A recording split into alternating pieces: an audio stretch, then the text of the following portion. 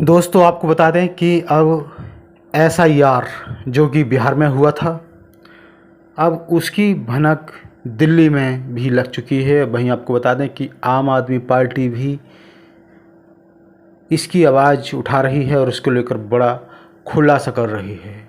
आप देख सकते हैं, जैसे कि आप ये वीडियो फुटेज देख रहे हैं, आम आदमी पार्टी के नेता संजय सिंह की है और ये आम आदमी पार्टी के द्वारा एक्स पर पोस्ट की गई है।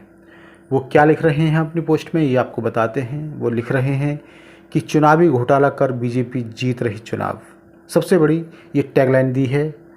उसके बाद आगे लिख रहे हैं, दिल्ली में भी बीजेपी के कार्यकर्ताओं ने हज़ारों वोट कटवाए और फर्जी वोट जुड़वाए।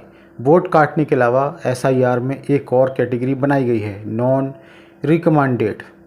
इस कैटेगरी में जो दो जगह के उदाहरण सामने आए हैं, 2 लाख मतदाताओं के वोट सीधे एसआईआर के जरिए काट दिए गए और 2,94,000 मतदाताओं को बीएलओ के द्वारा नॉन रिकमेंडेड कर दिया गया।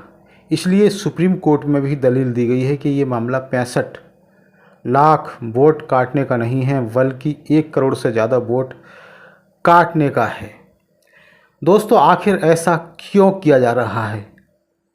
ये वोट क्यों काटे जा रहे हैं? इसको किसी ना किसी दल को तो फ़ायदा होगा इससे, इसलिए शायद वोट काटने का ये काम किया जा रहा है, वो भी चुनाव आयोग के द्वारा। जो संस्था निष्पक्ष तरीके से चुनाव कराती है और पूरे देश की कमांड उसके हाथ में होती है चुनाव को लेकर, आज वही संस्था कहीं ना कहीं डगमगा रही है। और आपको बता दें, इस पर आम आदमी पार्टी के नेता संजय सिंह कह रहे हैं, बोल रहे हैं वीडियो में। तो वो वीडियो में क्या बोल रहे हैं, आइए देखते हैं ये वीडियो। अब इसमें एक और नया खेल है जिसकी चर्चा मैं आज आपसे करना चाहता हूं। वो खेल है नॉट रिकमेंडेड। बिहार में एसआईआर के जरिए एक कैटेगरी बनाई गई है, नॉट रिकमेंडेड। अब ये नॉट रिकमेंडेड कैटेगरी क्या है, ये कहां से आई और इसका आधार क्या है, किसी को कुछ नहीं मालूम। 2 जिलों का उदाहरण सामने आया है, कई पत्रकारों के माध्यम से और कई बुद्धिजीवियों के माध्यम से। और उसमें क्या कहा गया है कि इस गहन पुनरीक्षण प्रक्रिया के जरिए, यानी कि एसआईआर के जरिए, दरभंगा डिस्ट्रिक्ट में जहां पर 30 लाख वोट थे उसको काट कर 28 लाख वोट कर दिया गया, यानी 2 लाख मतदाता एसआईआर के जरिए डिलीट कर दिए गए। अब बचे 28 लाख मतदाता। अब उन 28 लाख मतदाताओं में 2,94,000 मतदाताओं का नाम बीएलओ के द्वारा नॉट रिकमेंडेड कर दिया गया। बात को समझिए, बूथ लेवल ऑफिसर जो लेखपाल होता है, जो स्कूल का टीचर होता है, या कोई और अधिक छोटे जो क्लास 3 के कर्मचारी होते हैं, उन्होंने नॉट रिकमेंडेड कैटेगरी में 2,94,000 वोट सिर्फ और सिर्फ दरभंगा जिले के रख दिए।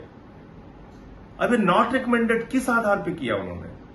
यानी कि एक बीएलओ कह रहा है कि संजय सिंह का नाम जुड़ना चाहिए या नहीं जुड़ना चाहिए, और हम रिकमेंड कर रहे हैं कि इनका नाम नहीं जुड़ना चाहिए। किसी विकास, किसी सुनील, किसी का नाम जुड़ना चाहिए या नहीं जुड़ना चाहिए, हम रिकमेंड कर रहे हैं कि यह नहीं जुड़ना चाहिए। यह कौन कह रहा है? बीएलओ कह रहा है।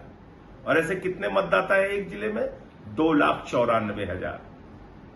दूसरा मामला आया है कैमूर जिले का।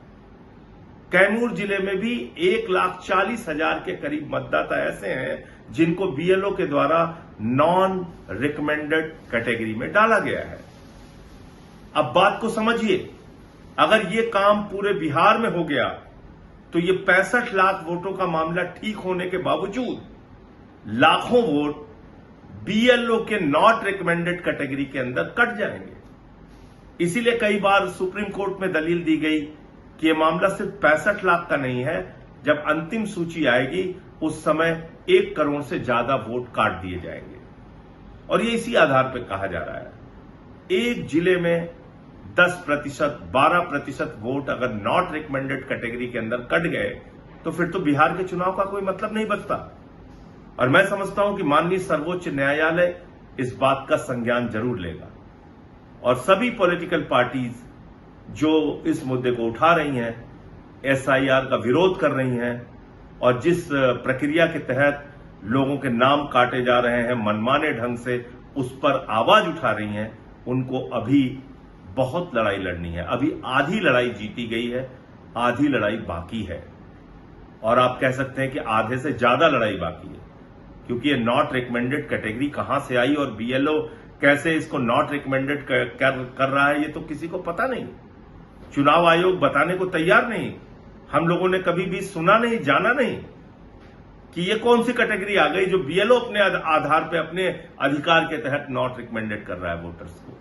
कहीं ये वो वोट तो नहीं जो दलितों के हैं, पिछड़ों के हैं, शोषितों के हैं, जो अपना वोट दोबारा बनवा नहीं सकते, जो ज्यादातर वोट विपक्ष के खाते में जाते हैं। कहीं ऐसे वोट तो टारगेट करके नहीं काटे गए, क्योंकि हमने दिल्ली में देखा अरविंद केजरीवाल जी की कॉन्स्टिट्यूएंसी में 42,000 वोट चुनाव शुरू होने से पहले डिलीट कर दिए गए और फिर वो नाम नहीं जुड़ पाए और केजरीवाल जी 4,000 वोटों से हार गए चुनाव और 42,000 वोट उनके यहां काट दिया गया।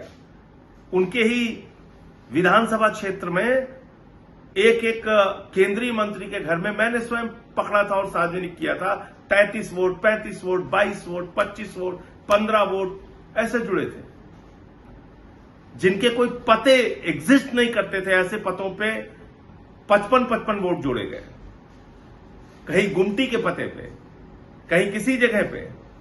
इस प्रकार से वोट जोड़ के घपला किया गया दिल्ली के अंदर, बड़े पैमाने पे घपला किया गया। 14 कॉन्स्टिट्यूएंसीज में हमने पूरा चुनाव आयोग को एक आंकड़ा दिया था जिसमें हजारों हजार वोट भारतीय जनता पार्टी के कार्यकर्ताओं ने कटवाने के लिए एप्लीकेशन दी थी। तो आप समझ सकते हैं कि ये चुनावी घोटाला करके भारतीय जनता पार्टी राज्य दर राज्य चुनाव जीत रही है, देश का चुनाव जीत रही है। फिर हमारे चुनावी लोकतंत्र का क्या होगा, फिर हमारे वोट के अधिकार का क्या होगा, फिर इस देश के संविधान का क्या होगा। फिर तो सरकारें मनमाने ढंग से भारतीय जनता पार्टी की बनती जाएंगी, उनके गठबंधन की बनती जाएंगी। तो इसलिए अभी आधी लड़ाई माननीय सर्वोच्च न्यायालय के फैसले के कारण जीती गई है, जिसमें आधार को माना गया है कि अपना कार्ड दिखा के, आधार कार्ड दिखा के कोई भी अपने वोट जुड़वा सकता है। ये एक बड़ी जीत है और ये शायद ये फैसला देश के पैमाने पर भी काम देगा अगर ये एसआईआर की प्रक्रिया आगे बढ़ती है तो, क्योंकि आधार मानने से चुनाव आयोग इनकार कर रहा था। ये बड़ी अजीब बात है कि वही आधार कार्ड को आधार मानकर झारखंड में लोगों के नाम जोड़े गए मतदाता सूची में, लेकिन बिहार में कह रहे हैं हम आधार कार्ड नहीं मानेंगे क्योंकि उनको घपला करना है, वोट की चोरी करनी है, चुनाव बीजेपी को जितवाना है। तो इसलिए ये अभी आधी लड़ाई जीती गई है, आधी लड़ाई अभी और बाकी है। वोट चोरों को छोड़ना नहीं है, वोट चोरों के खिलाफ आवाज बुलंदी के साथ उठाते रहना है। जय हिंद, इंकलाब जिंदाबाद।